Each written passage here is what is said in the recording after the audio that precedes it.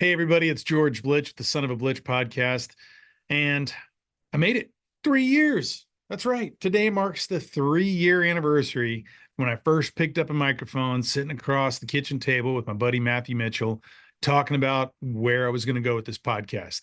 I mean, with the name like Blitch, Son of a Blitch kind of led itself right in the works. And I was like, all right, I'm going to start interviewing people. And for those who didn't know, I used to travel around the world interviewing Indigenous elders with my buddy Harvey Arden for National Geographic.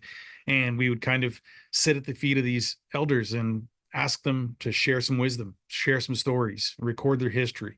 And without editing it for any purpose, leaving it as is to share the words that they wanted to share, kind of being a conduit. We called it being a bridge keeper.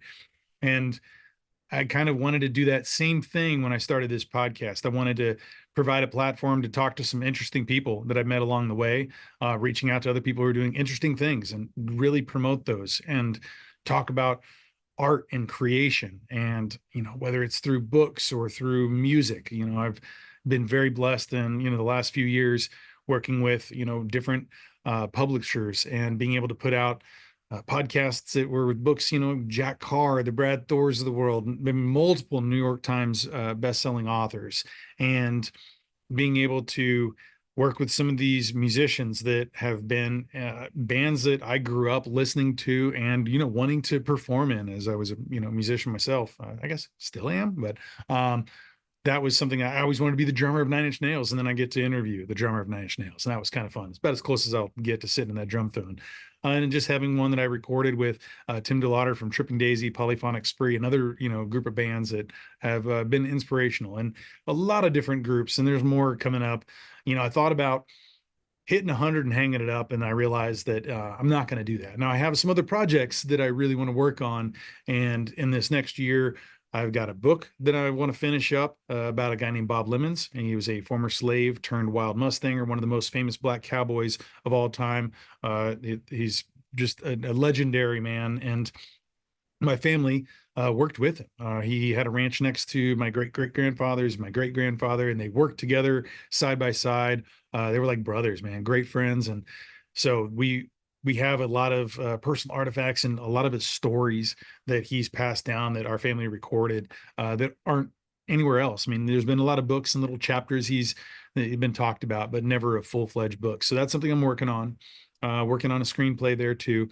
And there's a few other projects that I got in the works, but I do want to continue to interview people. I mean, I'm just fascinated with the idea of sitting down and chatting with people and, kind of finding out what makes them tick and what makes certain these exceptional people such. And I just love that. I love exploring, having conversations, connecting with people.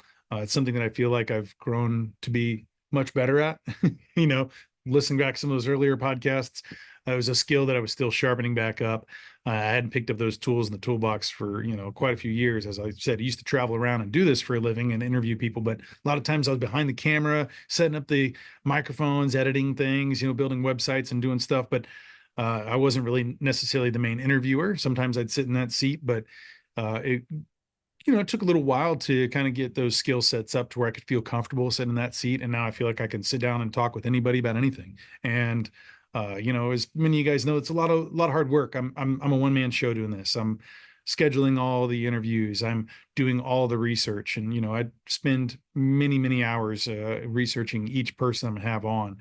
Sometimes 10, 20 hours that I'm trying to soak in all the things that they've done in the past, so that I'm not boring them and recreating something. I want to find something new. I want to touch on, topics that maybe they haven't explored before, or just really trying to do a new angle and making sure that it's still fresh and invigorating for them to sit down. And some of these people who may have been on interviews thousands of times, that 1,001th time, what is it that's going to make that one special? So, I put a lot of effort into these, and it's something that it takes a lot of time. So I might slow down a little bit in this next year to come. I've kind of done a, where are we now? Kind of every year on the anniversary of, looking back on the year past and what's the year future. And that's something I've always kind of done on my birthday too. I look at the year past and what have I done? What are some successes? What are some failures? What can I build on? What do I want to do in the year to come? So, I haven't really fully sat down and grasped everything about what it is that I want to do in the year to come, but there's a lot of different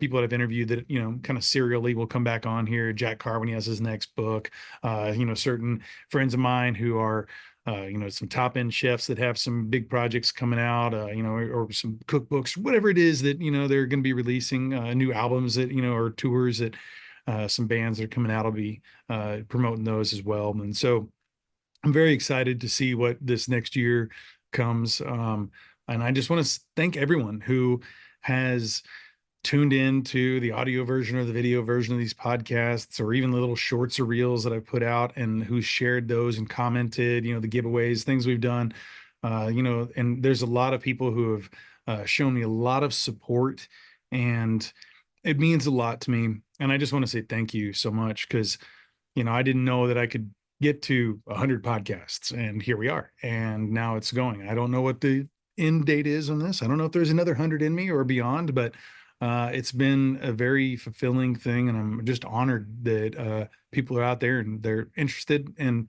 the show and what I've been producing. And it means a lot to me to get all the feedback and, all that support along the way. So just want to take a second to say thank you.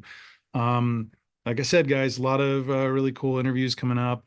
There's some really neat artists that I've interviewed. The next one that'll be coming up will be with Tim DeLauder from Tripping Daisy and Polyphonic Spree. They got a tour coming up. We'll be discussing that, and make sure you guys go check that out over at trippingdaisy.com. Get your tickets to that tour. Go over to Good Records, and recently Tim lost his really dear friend Chris Penn, who was a co-founder of Good Records, and he passed away. And I'm gonna have a QR code, and check out the links below for you guys that want to help contribute to the GoFundMe for Chris's family. Please do so. And I'll just be continuing to, let you guys know as new episodes are coming out.